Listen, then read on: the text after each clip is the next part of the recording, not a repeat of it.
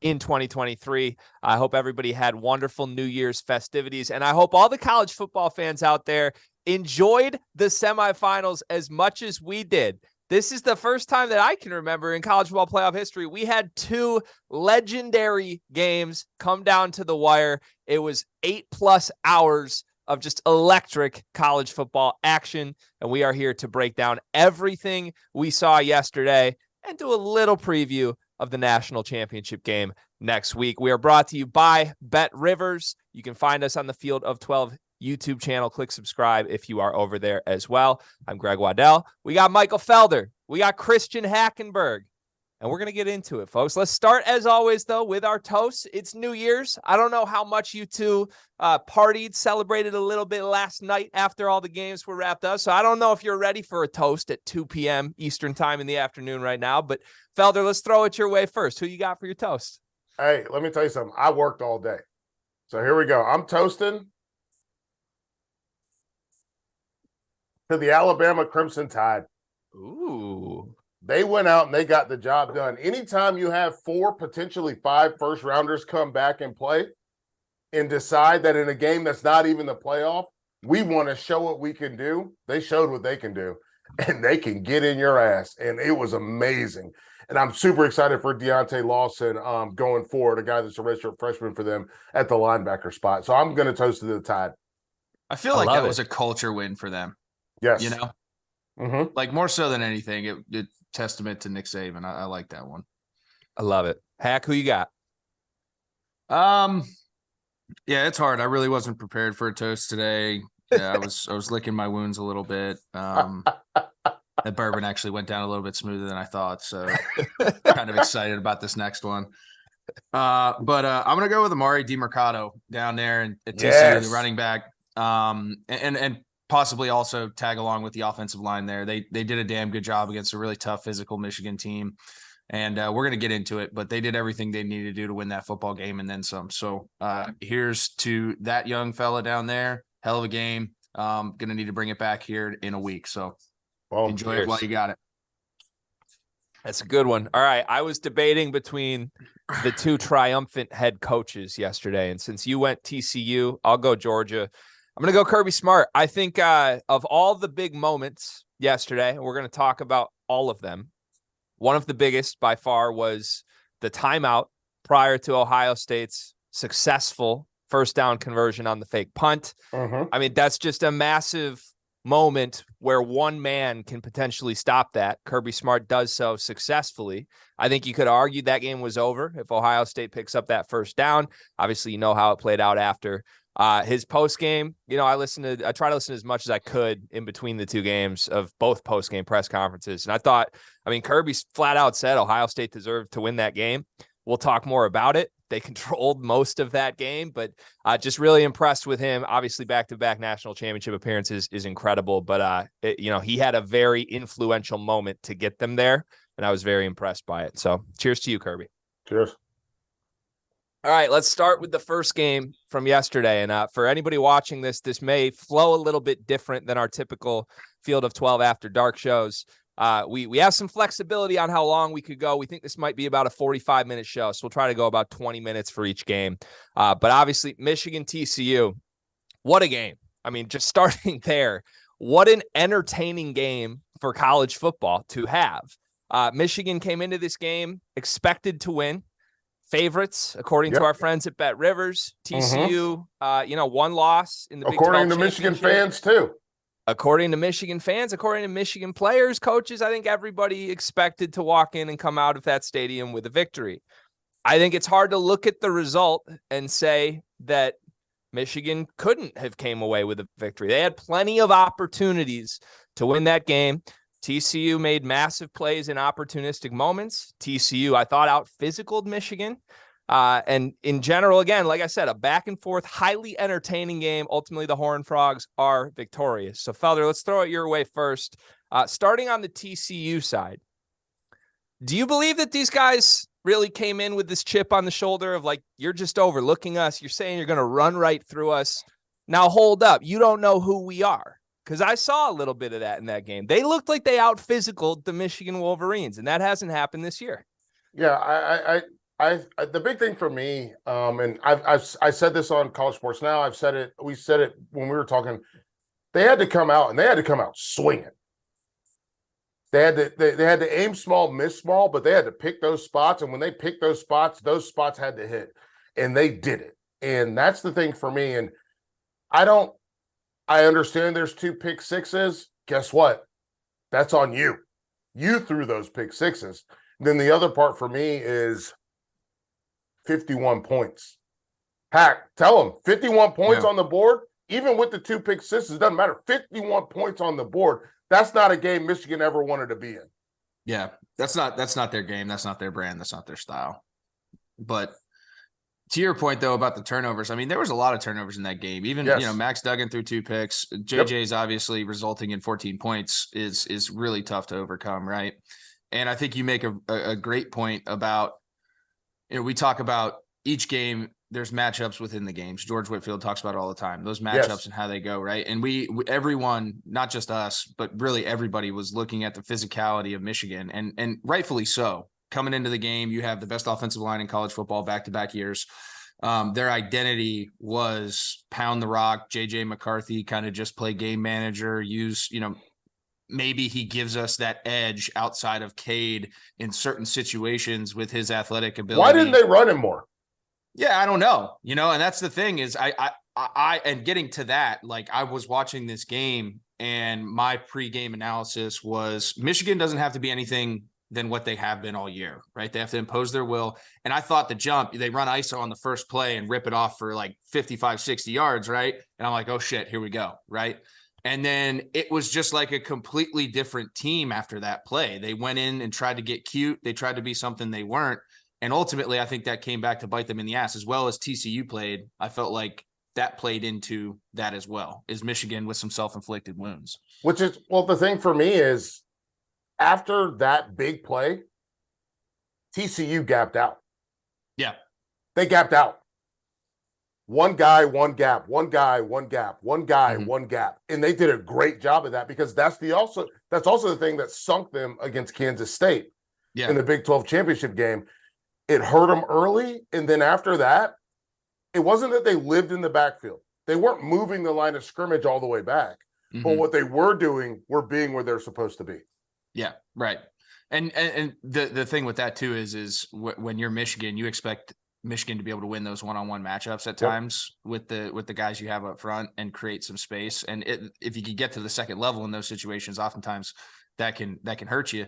And TCU did a good job of that offensively. Against a Michigan team that is very, very sound on defense. You know what I mean? You saw a lot of second level runs, explosive runs, arm tackles, shoelace tackles that could have been even bigger had they not got just one guy making an incredible effort. So, but ultimately, like my take on this is just, Max Duggan didn't statistically play the greatest game on the planet, but I think heart and soul of that team led them the right way. And then everyone on that team did their job, and they did their job exceptionally well, coaching staff down probably to the athletic trainers.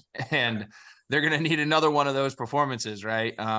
Heading into next week, but really impressive. Obviously sucks as a Big Ten guy, had a lot of expectations for Michigan. I think that's a unique thing too. Where's Michigan going from here after this, next year, what's the thought process? You get to it twice, you make a change at quarterback that you think is going to be a difference, and you're in the same spot against a lesser. But you don't let him change anything. You don't let him. You don't let him change anything. Like when JJ got going, they were down 20 points, and JJ. They finally let JJ go, and then all of a sudden he starts to make plays, and things start happening, and then I don't know. It's like putting the cap back on the toothpaste, like. Your teeth are never going to be clean if you don't let it flow, baby. So to that point, Felder, one of my observations as someone who's watched a ton of Michigan football, I live in the state of Michigan. Dad's a big U of M guy, right? Like I've watched every game of this team this year. I was watching with my pops yesterday, and he had meltdowns as this came out. But how much fans looked upset? They looked. For sure. Because back to the point at the top, though, everybody assumed this was a win. And I think they should have, honestly. Like, I think on paper, Michigan should have expected a win in this game. However, how this game played out, how much do you think the fact that, they went to that Philly special After that first drive, they're immediately in the red zone. You don't take the 3, you don't convert the 7, you end up 0-0. And even after that, I mean, they had opportunities. They stopped TCU immediately, 3 and out. It was really that J.J. McCarthy first pick 6 that swung the game, set Michigan up where they're playing from behind. How much did that game script swing this? Because this was a bit of a wonky game where weird stuff happened both sides, 3 turnovers, both teams. But what I noticed was Michigan doing some unconventional things I haven't really seen them do this season. Like they're going man-to-man, sending 8 guys, a ton in the second half. That's what you saw in the Quentin Johnson play, right? Like, that's not what they've done. They've sat back in zone and dared teams to beat them and had success with it. How much of the weird decision-making from the Michigan staff, doing things they haven't done all year, was just simply due to the fact that they were down early and had to try some things? What do you think, Felder? Well, one, I think that's a testament to what TCU was able to do. And then 2, and I want to get your thoughts on it, Waddell, and I want to get your thoughts on it, Hack. When you are a team that's supposed to be the Hulk, and then all of a sudden, you got to do a flea flicker, you got to do a running back pass. Yeah, like you're not the Hulk no more, dog. Like that's the funny thing is we talked about TCU having to reach into the bag of tricks before this game and empty the kitchen sink and throw everything at it. And they really didn't. They just played their game, man. Yeah. Yeah, that's a good point, Felder. Greg, tell me. Like, yeah, I mean, it's weird because I think I think you're running blitzes you never ran, and you're. It was more baffling to me on the defensive side. To your point, like they ran some stuff I haven't seen them do against anyone, Ohio State included. And they were down to Ohio State for much of the first half in that game. They didn't go away from who they were.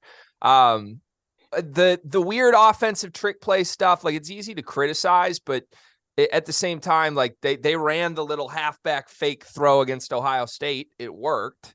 So it wasn't shocking to me. They needed it last night. You're right. 100%. They needed it.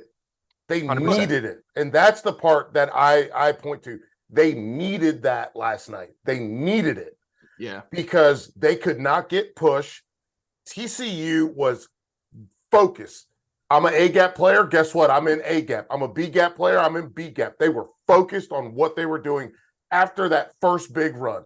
They knew what they were supposed to do. They understood the assignment. And then Michigan was like, oh, we can't move them. We can't push them. I guess we have to try to trick them. And if your game plan is we have to trick you, then you have a problem. Yeah, you're in trouble. To answer your question though, Greg, about the game flow and how much that dictated it, I think that you highlighted it perfectly with that first drive though, right? Like you see the ISO, they rip off a big play, and then they kind of started it themselves before it was even a 14-0 ball game. You know what I mean? They started it with how they set the tone in that first drive. And to me, this just, again, really uncomfortable. And, you know, I don't know if it's just a coaching staff and a team that doesn't have a ton of experience playing in those types of games at the end of the day, right? And trying to be something, like I said, that they're not. That's the theme for me for this game. They just tried to be something that they weren't. And I don't know if it was they got creative, got cute, stuff that we talked about, like, oh yeah, they're just saving this for the right time. But it's just like they just tried too fucking hard. Like that's the only way. Like they're just trying too hard. They couldn't do any of their regular stuff. They couldn't do their regular stuff because think about TCU knifing in and getting a TFL, knifing in and getting a tackle for 2 yards, knifing in. Like TCU understood where they were going. But what I'm saying is with their conceptual, they're supposed to dominate. But with their identity of football, though, fuck the domination. Like with their identity of football, if you can run the football the way that they have and the way they started the game, like you need to start working in play actions. You need to start working in nakeds. Get JJ on the edge. Get him some easy completions. Use your athletes in space. Use your tough physical guys in space, right? And all those things, if you have defensive guys that are playing sound, that's not outside of your identity. That's not outside of your skeleton. It's wrinkles compared to what you've had to do, but it's stuff that team and a younger quarterback, identity. It's still your identity, right? But it's just that next evolution of that identity that they really never got into. They went from like their identity to like you said, like fucking like what the fuck are they doing? Running reverse passes and flea flickers and shit. Like they skipped a whole step in evolution, right? Yeah. And that's what got me is like you're watching spot the on. game. I Watching the game, I'm sitting there it. like, okay, if we can't run the football, like maybe let's try to screen them. Let's try and get them with some misdirection. Let's try and, like I said, action it on early downs when they're thinking run heavy and they might be bringing some pressure, and we could get a favorable matchup on the outside. Get JJ where he can use his legs, not just from the pocket. So to me, there was a lot of different. There was a lot of baby steps that they could have taken to ultimately get to where they wanted to get to. And they just never did it. Skipping a step is the perfect way to put it, because this is a team that should have, okay, TCU is making good run fits. Mm-hmm. Okay, so what do we do next? We show them run, and then we hit this guy here or this guy here. I also think Schoonmaker getting hurt was a big deal. Yeah. That was huge. And what is it? Is it Loveland? Yeah, Colson Loveland. Loveland. Yep. He's young. He still was not quite sure of what he's supposed to be doing, which we saw.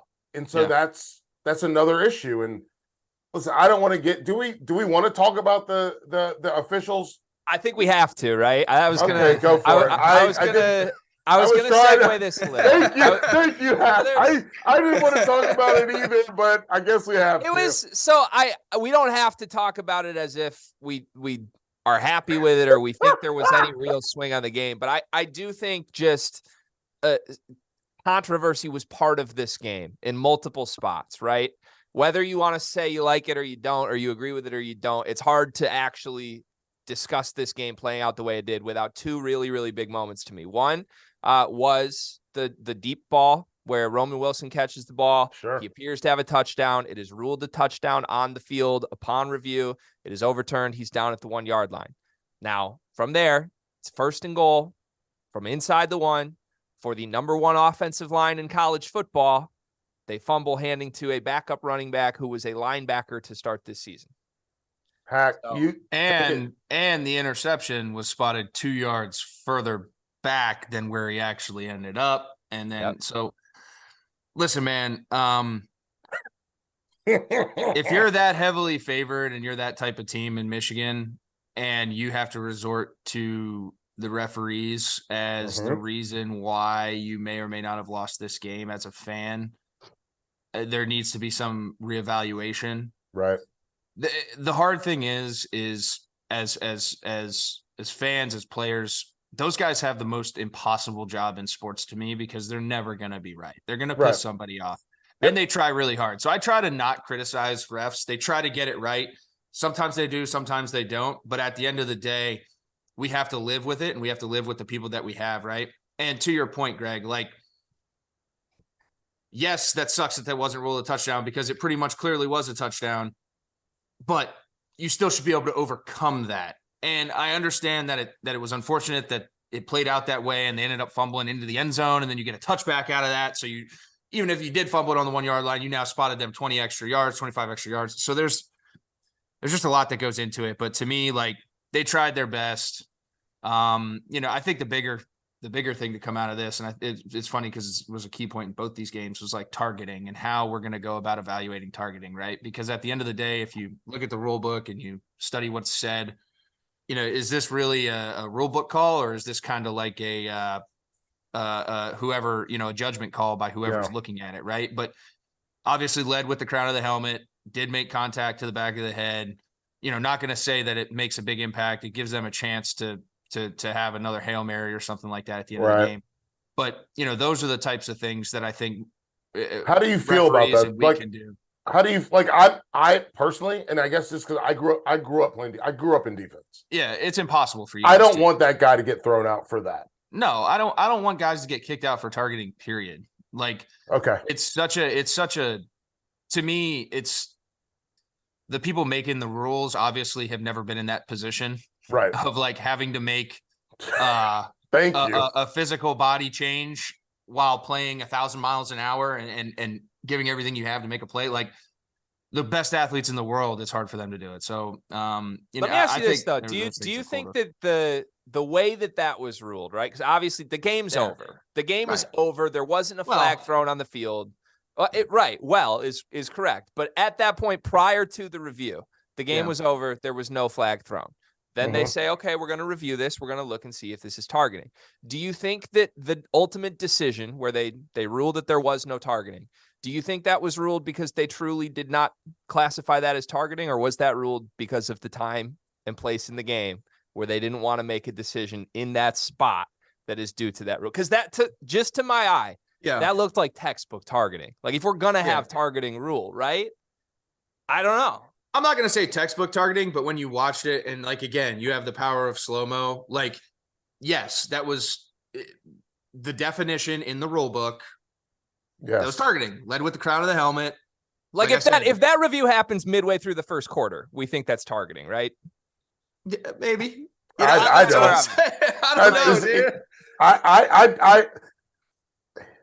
I thought he hit him in the back. And like that, like I'm not going to sit here and pretend like I think we've got a weird relationship with what the crown of the helmet actually is. Because if you're digging somebody out, and you know this, Hack, if you're digging somebody out with your face mask, the first thing that's going to hit their chin is your crown. Yeah, your forehead. Yeah. And I don't think people think about it in that way. And I think you and I are on the same page where, like, there's he didn't spear that guy. Spearing is different. Spearing should be called targeting. He didn't spear him. He was trying to dig him out. Yep. And I think that's the part where people look at the letter of the law, or they just read a rule and they don't understand that there's a huge difference, because if you're trying to dig somebody out, you got to get your head lower than their head. And your crown's going to be the first thing that makes contact, but that doesn't mean your face is up. If your body's completely like this, you're going to hurt yourself. Yeah. And that's the part that frustrates me. I will say this, and I'm gonna take us back to go forward, but I understand that the Wilson touchdown call, it should have been a touchdown. Who's the was it DeMarcado, or who was the TCU guy that also scored a touchdown that they called back? Was that Hudson? Both teams had 2 touchdowns called back. Yeah. And reset. One team fumbled into the end zone. Yeah. And the other team scored a touchdown. Yeah. So we don't get to complain about that. That's the only point that I wanted to make. But I agree with you guys with respect to targeting. Like, one team fumbled the ball completely away, gave it to the other team, and then one team scored a touchdown. That's all I'm saying. We can talk about it. I'll implore Michigan fans and anybody in the state of Michigan out there, don't blame the refs on this one. Your team did not play a clean enough game to claim that officials took a game from you in this one. My final question, then we'll move to game number 2, which is equally as great to talk about here. From the Michigan perspective, this is 2 straight years in the college football playoff. Last year was very much a get over the hump year. They were big underdogs against the team that ultimately won the national title. Everybody, I think, can look back and say that was the best team in football last year. This year, they're the favorite. They're the best defense since Miami 2001. Sure. A lot of talk from everybody involved on, we're not just happy to be here this year. We're on a mission. We know where we need to be. Sure. How much years down the line is Michigan going to look back and regret that they let this one slip? Because, look, Ohio State's not going anywhere. I know they've won 2 straight years, but even if Michigan makes it back to the playoff in the future, even if Michigan is as good, if not better, next year than they were this season, are they going to draw a team that has 0 5-star recruits on the field again? Like, savage. This is a type of game you've got to win if you're a program trying to get over the hump, right, Hack? Yeah, and that's always been my argument with Michigan. Yes, they've beaten Ohio State back-to-back years, but Ohio State has beat them for like 12 years straight before that, 10 years straight before that. So I think you're just talking about 2 programs in completely different stages. And the one thing the one point that I want to hammer home about Michigan is, like, Ohio State has gone outside of our conference and been successful, not only in the college football playoff, but in bowl games, whether it be down in the SEC. Regular season games too. Regular season games. So Ohio State, to me, is like, this goes back to like first episode we've ever done, we talk about like the godfathers of college football right now. And like the programs of programs, like even though Michigan's beat them, Ohio State is still there. And I think that this performance that they put against Georgia is a testament to that. Right. Right. But they're sitting at the table.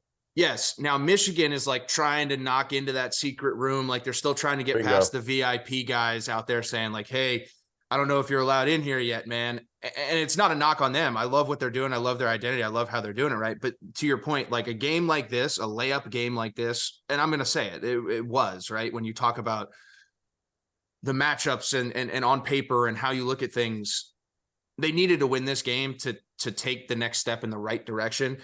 Now, the beauty of that is they have a whole nother season. They have got a great offseason. It's just going to be dependent on how Jim Harbaugh drives the ship and how that team in the locker room drives the ship moving forward. Like I'm not worried about them, but I'm just, to your point, Greg, like looking back, if Michigan's not competing for national championships in 5-10 years from now, this is going to be the thing that they look back to like, damn, dude, if we beat TCU and we got to the game then, how much of a difference does that make? Like 100%. You're leaving this open to interpretation. Can you imagine if one of the hallmarks of your program is if we beat TCU? Yeah, right. Like, yeah. And that's no disrespect. No disrespect to them. No disrespect to them. Right. But if Alabama, USC, Oklahoma, Ohio State, if one of the things is their big hurdle was, man, if we only had beat TCU, man, if we had just beat the Horned Frogs. And that's no disrespect. I think TCU is a good football team. But here's the thing. You're supposed to beat them. Right. Yep. 100%. 100%. Yeah. And again, we look back, 6-point loss, 2 pick sixes, fumble inside the 1-yard line. Yep. And a failed Philly special. I mean, there are just so many ways. And how many tackles for loss? It's a great question. Yeah, I don't have the number for you, but I got it up. 13. What do you got? 13 TFLs. 13 TFLs. You're the best offensive line in college football. 13 TFLs? Yeah, not there. Not there yesterday. All right, let's go to the game 2. The game that literally ended with a field goal attempt as the ball drops in New York as we count down to midnight. You could not script a better storybook ending, except for if you're an Ohio State fan, the kick going in. The kick did not go in. Look, Ohio State controlled this game. I think that's fair to say. They got up 2 scores early. I think everybody, at least I would assume everyone here probably expected Georgia to make this a fight. I don't think anybody expected Georgia to go away when they got down 14 points, but ultimately it took some Stetson Bennett heroics late in order to get over the hump, take their lead. And then CJ Stroud had his opportunity. He marches them right down into field goal range. Ultimately, the kick misses and goes wide left. Let's start from the Georgia perspective here. Hack, are you surprised that Georgia had to play from behind most of this game? I'm not.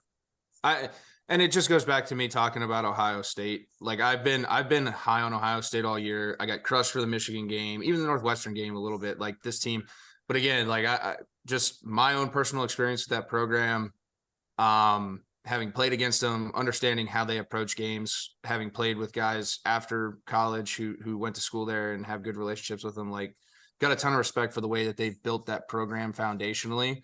And we talked about it before the game. Like these are 2 of the 4 most talented rosters in America. Bingo. And they're also 2 of the 4 or 5 programs that actually take that talent and develop it and keep them in-house and are able to consistently year in, year out, go and get guys at positions that have 2 or 3 5-stars in front of them to come in, understand they're going to wait their turn, bid their time, and buy into the process and get developed. So that's a huge difference maker for me. And that's why I was extremely high on this team. And I knew if they got a chance, they were going to show out. And I picked them to win this game. And to your point, Greg, I mean, they did pretty much everything that they needed to do to win this game. It just didn't shake out, right? And there's a few defining moments. And when you see this, I can go on a limb and say this is probably the national championship game. Like to me, this is the national championship game. And no disrespect to TCU, love them. I hope they prove me wrong. I hope they have crazy. Imagine writing that script, right? They go out and beat Georgia next week. But, to me, just looking at it, talent, team, roster, performance, like this was the national championship game.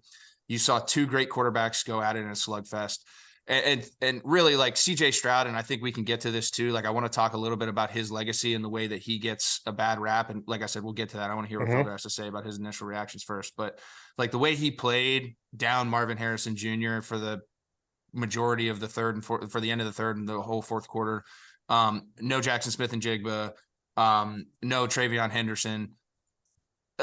And I know I'm kind of like being picky, like, yeah, like, dude, you didn't have two Heisman finalists, but you still have all this other talent here. But you have guys who are proved who can help you and take pressure off you, right? And the way he played was a huge testament. And it just sucks it didn't shake out, but a ton of credit to Georgia. I mean, they came out, bid their time, they stayed patient, and that's a veteran team led by a veteran quarterback.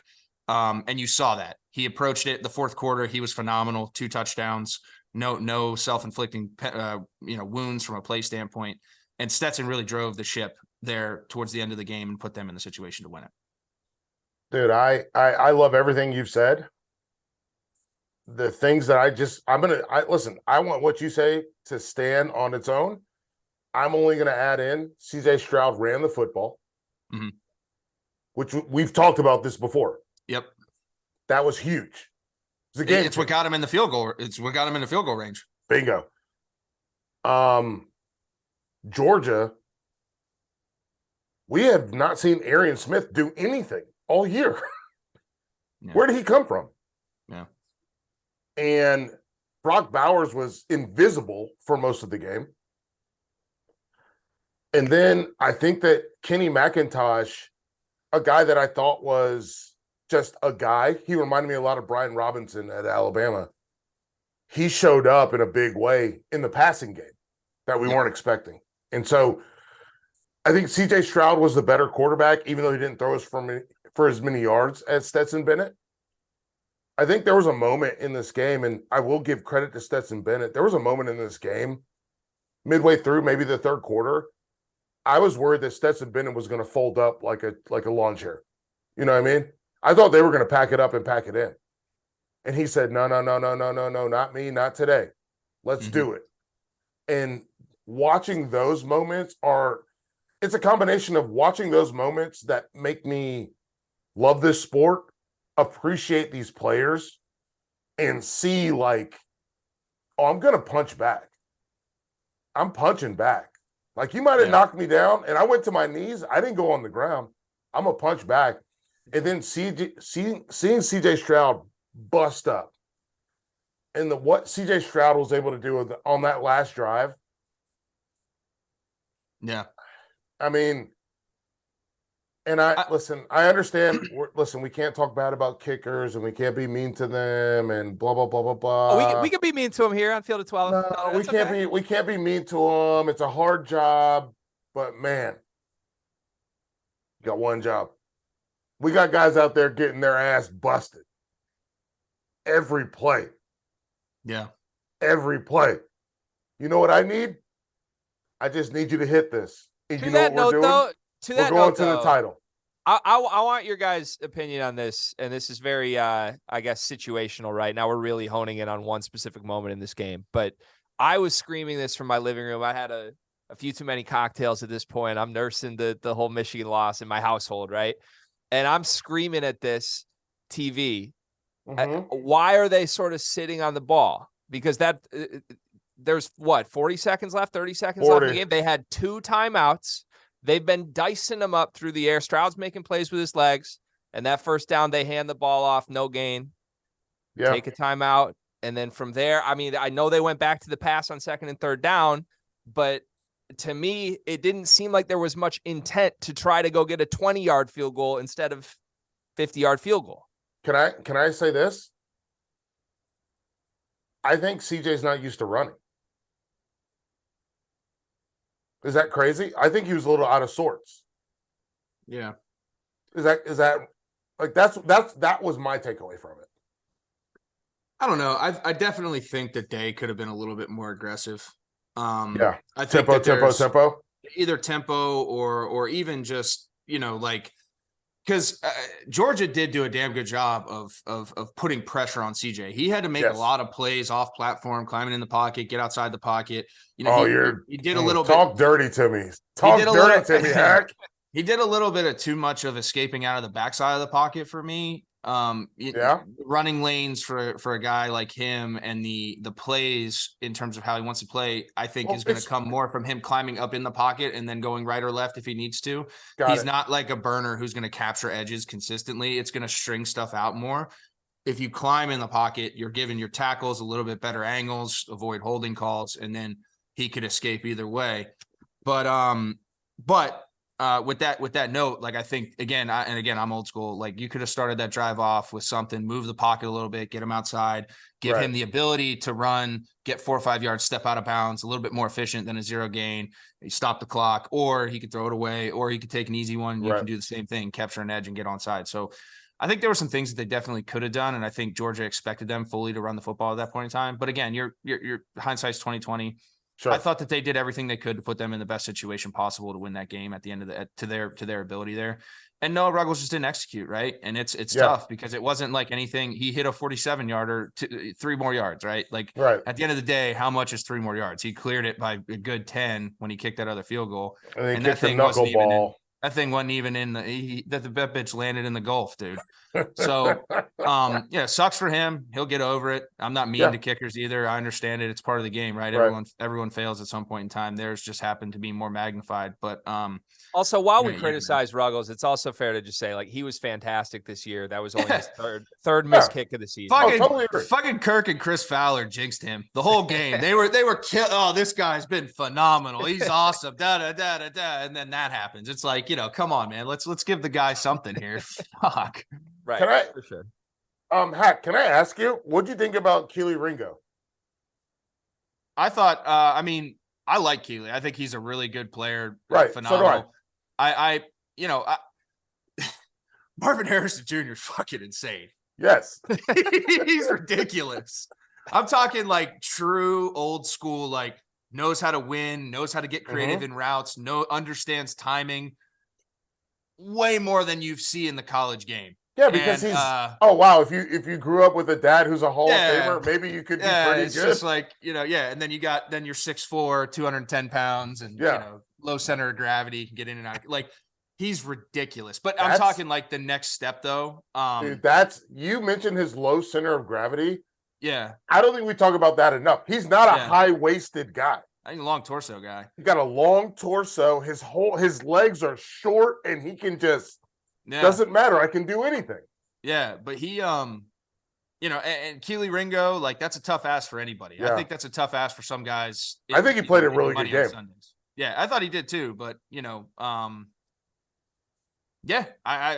like him. I think he's a difference maker. Can I just jump in and say, what did you think about Kool-Aid? No, no, you don't like Kool-Aid? No, I like him a lot. Dude. Yeah, it's nothing about nothing. Dude, the effort that he gives is like on that Deuce Vaughn touchdown. Mm-hmm. The fact that he came all the way across the field and tried to get him at the 5-yard line. Yeah. While the Ricks kid is just like jogging behind. Yeah. I appreciate that. Yeah, right. I mean, hustle plays like football players, right? Like those are football players. There's a difference between a football player and guys who are playing football. Yes. There we go. All right. What do we got, Greg? So we did this with Michigan. I feel like we need to do it with Ohio State, and we can be quick on it, but we're going to do it. No Big Ten in the national championship game. No Big Ten. We're going to skate on by. We're going to pretend you didn't say that for me and Hack's sake here. Marvin Harrison Jr. is hit. He comes out. He does not re-enter the game. He was ruled out with a concussion. Mm-hmm. They ruled no targeting after reviewing that. That obviously was a big moment in the game that had implications down the stretch. Ryan Day hit the podium after and said it absolutely affected the team not having him in the stretch run of that game. Do we agree that should not have been targeting? And 2, do you believe that it swung the game in any way whatsoever? Felder, you go first. I mean, no. I think that was one. I think it was an amazing throw from CJ Stroud. He didn't try to do that shit.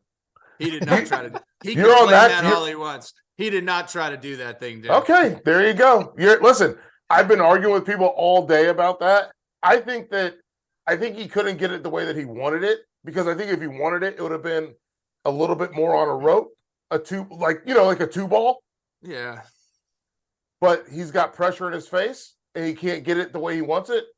but I think he just got smoked. And sometimes when you get smoked, you don't get to get bailed out. That's No, all I I'm know. saying. Yeah, That's all. I know. I don't think it was a penalty. I don't think it was malicious. And I think that's the part when we get to targeting. Malicious is a big part of that. Right. This was just football. You gotta exactly. So you don't think I think he knew he was throwing the ball to Marvin Harris. I personally thought he was trying to throw it away. I see, and I think if he was going to throw it away, it would have been like one of the Justin Herbert throw in the Oregon game. That ball came out sideways, dude. Thing was spinning like a top. Look at that. Okay, there we go. Hey, you know what? I'm gonna have to apologize to all these people and tell them they're right. That was just my opinion on it. That's just how many receivers in that spot make that ball even look like a catchable ball, though? Like that's true. That's well, just the Harrison being the other thing is he stayed in bounds too. Yeah, I don't know if you watched that when they slow like he stayed in bounds because he knew if he stepped out and touched the first, illegal touching. He toe tapped and then came back. Stayed in bounds. That's the reason why I'm like, oh, this is. I thought Stroud had a little more control because he kept them in bounds. Yeah, no, I don't know, man. But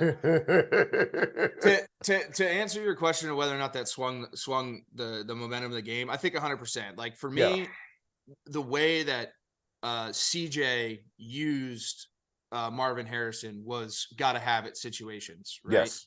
And for all the reasons that I mentioned, Georgia really didn't have an answer for him. They Not tried one. to bracket him. They tried to like high-low him and cloud him. Did you see them try to bracket him like to the point where they're moving on pre-snap, moving over to make sure they have him under control? Yes, and they still didn't. And he like still figures out ways to find those holes, find those gaps, right? And I think that when you're talking about big picture of the game, broad strokes, that last drive, if they had Marvin Harrison, I think they're a little more aggressive. Yes. Talking about the field goal, right? And I'm not gonna say like I just think it's like you took away their binky, you know, their blanket they've had since they were 2 years old all year.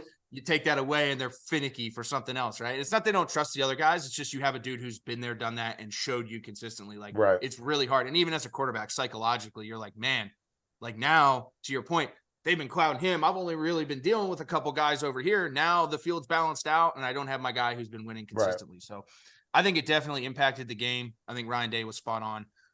But to CJ's credit, though, I thought he played phenomenal even without him. You know, is he QB1 or what's he? Is he QB1, 2, or 3 for you? It's so hard, man. Like I think when you're talking, especially in this year's class, like I think those Bryce, him, I mean, really Levis, him, Levis.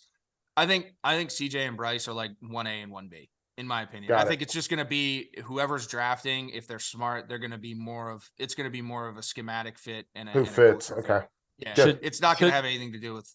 Should Levis even be in that conversation? Doesn't that feel like an A and B, no C to me? Levis is, if they're going to do it, I think he's the 3. I just think Levis, and I love Will, got all the tools, but he's going to need a little bit more polishing. He's kind of like a Blaine Gabberty to me, with less experience. Yeah. Okay. I could see that. Yeah. All right, Hack, you said one thing earlier that was just really fascinating to me, and I want to kind of, I guess I have a question off of this a little bit. You alluded to the fact that for all intents and purposes, this was your national championship, and that's no disrespect to TCU. But looking back at both of these two games, right? The crazy games, both 10 out of 10 on an entertainment scale. I feel now a day removed from this, looking back, it feels like Michigan and TCU was a highly entertaining game that could have gone both ways, where both teams made a ton of mistakes. Like we had drop passes for interceptions. We had fumbles on the first play. We had that wasn't fair to Max. Yeah, it was just like it was a ton of here you go. Oh wait, who's gonna steal this one?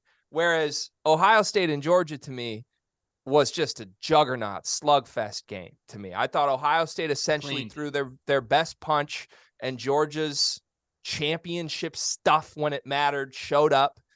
And to your point, that felt like a national championship. Do you feel that the level, looking back on these two games, like was there a big difference in the caliber of football that we got between Ohio State and Georgia versus Michigan and TCU? That's a good question.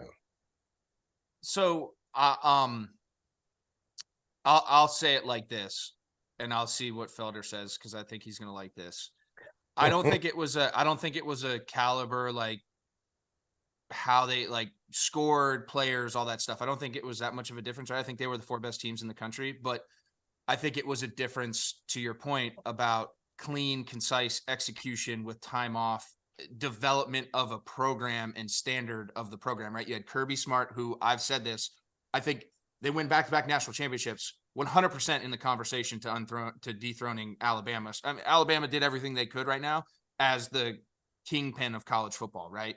And Kirby's done a great job of that. And then you have Ohio State, like just a really clean football game. And to your point, when you watch it, yeah, the Michigan game and TCU game was exciting, but it was sloppy.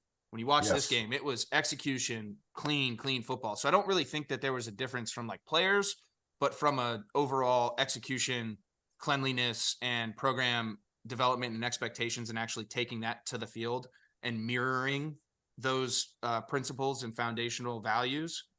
This game showed it more than the TCU Michigan game. Yeah. You guys eat sushi? Yeah. So Can't wait. Georgia and Ohio State was that sushi chef just slowly slicing, dicing, doing everything, you know what I mean? Putting it together. Yeah. Precision. Exactly.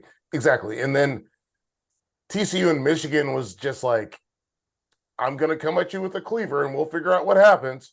It's Beethoven and Limp Bizkit. Oh, wow. That feels. Yeah. That's a Hall of Fame line. Come on. I think you're right, though, right? Like that's sort of what it felt like at their best. That felt like that was the best 2 teams in the country doing. Beethoven and Limp Bizkit. I mean, give me something to break. I'm in a whiskey bar. I'm in Beta Sig's basement. It was just like, they're completely. You're right. But that's what I was going for. Is the Georgia and Ohio State game? It seemed like they had a plan the entire time. And they kept with that plan and they figured out small ways to make big wins. And with TCU, it was just like, let's just try stuff and we'll see what happens. And TCU and Michigan both were like, who knows? I don't know. Michigan, because let's be real, Michigan was like, wait, you can score 50 points? Who knew? Yeah, against us. I think it was more of that. Like they probably knew they could score 50 points, but like against us? It's like Spider-Man, that Spider-Man meme. Everyone was like, all right, who's going to do this? Yeah. The one where they're pointing at each other? Wait, you? But it was, so I agree with you, Hack. I think that at the end of the day, like, this does feel like it was our actual national championship game. But I will say this. I think Ohio State did lay some blueprints down for what TCU has to do against Georgia. Yep. Can they do it? I don't know. But they laid down what you have to do if you want to be successful. So we're going to spend much of this week going in depth on the national championship preview. So we won't do too much, but we will tease it just quickly in a second here. I'll give both these guys a shot at their initial glance expectations for the game. Just to put a bow on it, though, I think JJ McCarthy said word for word this week, we're going to bring the Big 10 to the Big 12. Nah, TCU brought the Big 12 to that football game. That's what happened. Michigan had to play a Big 12 style football game. And ultimately, that's what happened. Limp Bizkit style, as Hack would say. Love it. Absolutely love it. All right. So our friends at Bet Rivers, who are our lovely sponsor for all things Field of 12, have the opening line for this game as Georgia 13.5-point favorites against TCU. That is a ton of points. Then again, it's Georgia, defending champs. TCU was sloppy this week. They survive. I don't know. My initial glance is like, come on, guys. 13.5 points for the team that Ohio State almost just beat. And TCU, I mean, it's Max Duggan. Is it a TCU offense that can keep up? Do you think that's too many points, just initial glance, Felder? I need to see a healthy Kendra Miller. That is incredibly important. I know that we like Dave Ricardo, and he did a really good job. Yeah. I need to see a healthy Kendra Miller. But realistically, by the way, we haven't talked about this at all. Jalen Carter. Oh, yeah. Yeah. What's up with him? I'm very curious because I've been trying to look and see, and I don't know what's going on with him. No, because he didn't look like himself at all. No. So I think that, yes, if it's what'd you say, 13 and a hook, 13 and a hook. TCU's going to cover this for sure. Hmm. This is going to be a problem game, especially because Darnell Washington, we also don't know what's going on with him. We saw him go down the tunnel. Yep. Yeah. This is a weird game. Hack. I don't know. I